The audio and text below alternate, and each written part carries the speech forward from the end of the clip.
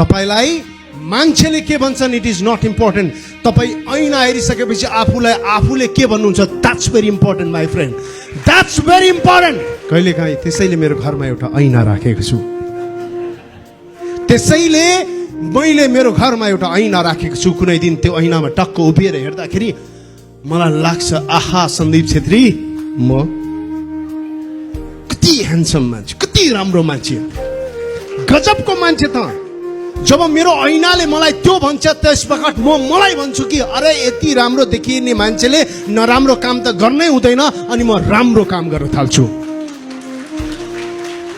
अनि कहिलेकाहीँ त्यही ऐनामा म टक्क उभिएर हेर्दाखेरि घिनलाग्दो सन्दीप छेत्री देख्छु। भन्छ के यार के यारे गाला कपाल हेर केही मिलेको छैन तेरो, ठुक्क सन्दीप छेत्री। त्यो ऐनाले जब मलाई त्यसरी भन्छ त्यस बखत म आफूलाई भन्छु कि यो मेरो नराम्रो आवरण लुकाउनको लागि भए पनि मैले राम्रो काम गर्नुपर्छ, त्यसपछि फेरि म राम्रो काम गर्छु। It is very important my friend.